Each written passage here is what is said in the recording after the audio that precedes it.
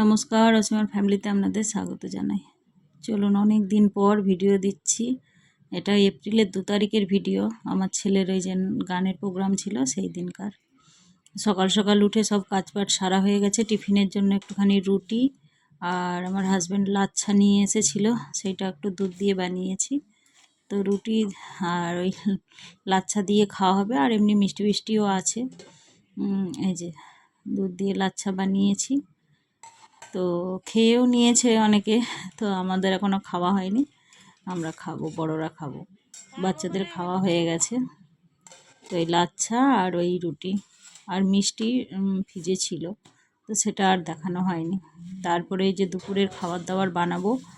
আর যেহেতু 4:30ই ডেকেছে, তো মানে একটু ভয় ভয়ও লাগছে। আর ছেলে একদম ছোট, আর ও প্রথমবার গান করবে, ওর তো কিছু মনে হচ্ছে না। বলছি একটুখানি প্র্যাকটিস কর, বাড়িতে ও করছে।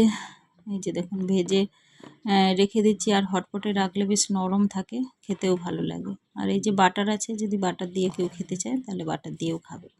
তারপরে যে দুপুরে রান্না বসিয়ে দিয়েছিলাম, পুজো পাঠ সেরে। দুপুরে রান্নায় আজকে ওই ডাল, মসুরির ডাল পাতলা করে করেছি, আর একটু আলু পটল সয়াবিন দিয়ে তরকারি। আর একটুখানি এরই মশলা রেখে দিয়েছি আগের দিনের, ওই সেই ভেটকি মাছের কাঁটা অনেক নিয়ে এসেছিল, সেগুলো ভাজা হয়েছিল। সবগুলো গ্রেভি আর করিনি। এই যে একটুখানি গ্রেভিও আছে, 1 পিস মাছও আছে, আর তার সঙ্গে এইটা অ্যাড করে একটু বানিয়ে নেব। আর আগের ভিডিওটাই দেখিয়েছিলাম যে এই যে অনেক মাছ নিয়ে এসেছিল। তারপরে এই যে খাবার দাবারের মেনু, পটল আর ওই মাছের কাঁটার কারি করেছি, আর ডাল। ব্যাস এইগুলোই হবে, মানে খাওয়া দাওয়া সেরে নেব, নিয়ে আবার ওইখানে যেতে হবে। আর যেতে হবে বলতে নজরুল মঞ্চ আমাদের বাড়ি থেকে 10-15 মিনিটের রাস্তা। তো টোটো করে আমরা সবাই, টোটো বা রিক্সা যাই পাই তাতে করে চলে যাব। চলুন, খাওয়া দাওয়া হয়ে গেল, এবারে রেডি হওয়ার বাড়ি। এই যে অনেক ভেবে চিনতে এই শাড়িটা পরলাম, যেহেতু প্রোগ্রাম আছে।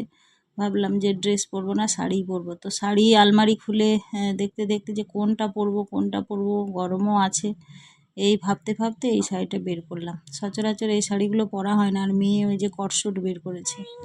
আর এই যে আমরা এদিকে রেডি হচ্ছি, ছেলে রেডি হয়ে গেছে। ছেলের জন্য তো নতুন জামা প্যান্ট মোজা সবই আনা হয়েছিল, তো সেইগুলো পরে রেডি। আর ছেলেই ভিডিওটা করছে ফোন নিয়ে, আর আমরা রেডি হচ্ছি। মেয়েরও আজকে ছুটি আছে স্কুল, আর সেই জন্য ওকে, আর পড়াও ছুটি আছে। তো আজকে মঙ্গলবার, ওর কোনো পড়া নেই, সেই জন্য বললাম যে চল।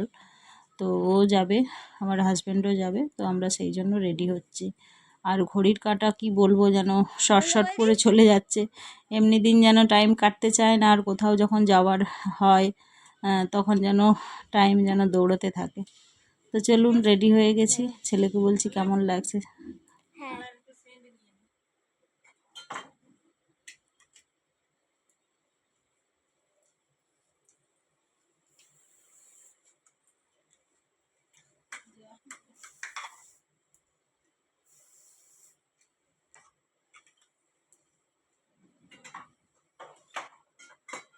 নিতে হয়।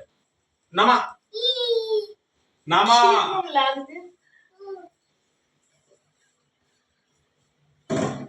স্কুলের ব্যাগ কোথায় তোর?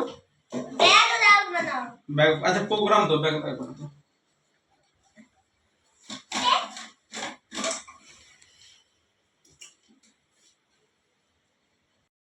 এই যে দেখুন সবাই রেডি হয়ে গেছি। ছেলের এই যে দেখুন নতুন জামা, নতুন প্যান্ট, নতুন বেল্ট, আর এই যে জুতোটা শুধু পুরনো, মোজাটাও নতুন। পুরনো ঠিক না, মানে কিটো, ওটা মানে একটা পরে না, ঘরেই থাকে। তো এই যে সবাই রেডি হয়ে গেছি, মেয়ে এখনও রেডি হচ্ছে না।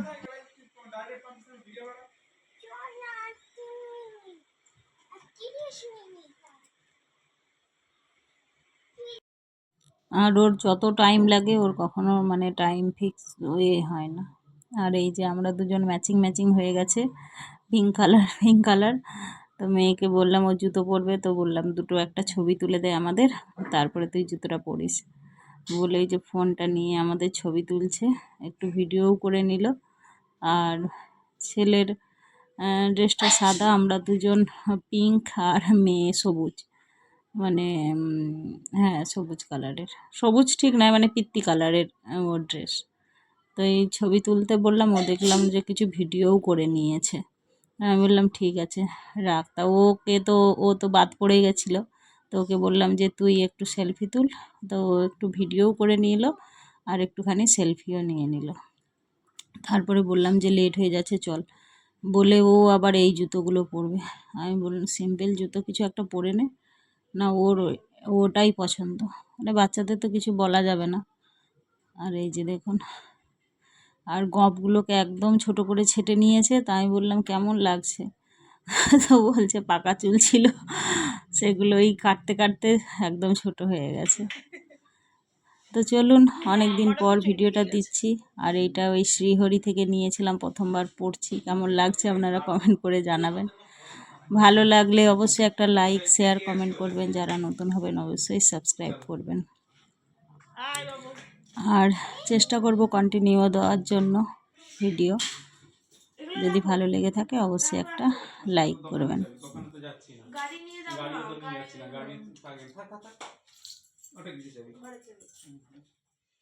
পার্স নিয়েছো? হ্যাঁ পার্স নিয়েছি। ফোন নিয়েছি। অ্যাকচুয়ালি স্কুটি নিয়ে যেতাম, কিন্তু যেহেতু আমি শাড়ি পরেছি তো পা ফাঁকা করে বসতে পারবো না, আর চারজনে গাড়িতে হবে না। মেয়েও মানে মেয়েও পা ফাঁকা করে বসলেও হবে না, সেই জন্য ভাবলাম যে টোটো করে নিই। আর ওটা নজরুল মঞ্চ একদম রোডের ওপরেই, তো অসুবিধা হবে না। কারণ গাড়িতে যদি আমি মানে ড্রেস পরতাম তাহলে সুবিধা ছিল, পা ফাঁকা করে বসলে যাওয়া যায়। আর এখন স্কুটিটায় চারজন আর হয় না, তাই এই যে 4টের সময় তো টোটো পাওয়াও মুশকিল, তাই যে হেঁটে হেঁটে যাচ্ছি টোটো ধরতে। শাড়িতে যেন পাতলা পাতলা লাগছে, এই শাড়িতে পাতলা পাতলা লাগছে। আমি বই দিয়ে উঠতে পারবো?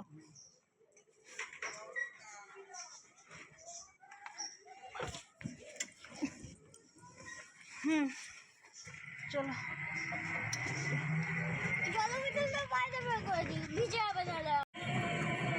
বাবুর প্রথম গান।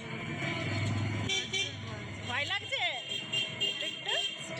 হ্যাঁ স্টেজে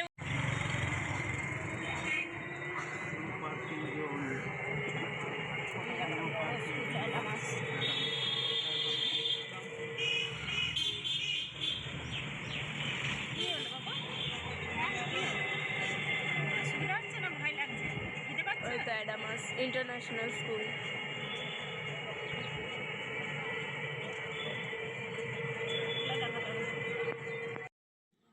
ফাইনালি এই যে চলে এলাম, নজরুল মঞ্চের সামনেই নামিয়ে দিচ্ছে। আর এই যে দেখুন 40 বছর পূর্তি হচ্ছে শিশু বিকাশ স্কুলের অ্যানুয়াল ফাংশন। অ্যাকচুয়ালি কোনো মানে 40 বছর পূর্তি হচ্ছে বলেই হয়তো হচ্ছে, কারণ আমার ছেলে 3 বছর পড়েছে, কখনোই অ্যানুয়াল ফাংশন হয়নি আর স্পোর্টসও হয়নি। অ্যাকচুয়ালি ওই করোনার পর থেকে সবই বন্ধ ছিল। তাই চলুন, এই ওর নজরুল মঞ্চে তো প্রায়ই আসা হয়, তো সব কিছু আমাদের জানা আছে। তাই ছেলেও উপরে উঠে চলে গেল, তো আমরা এই যে যাচ্ছি।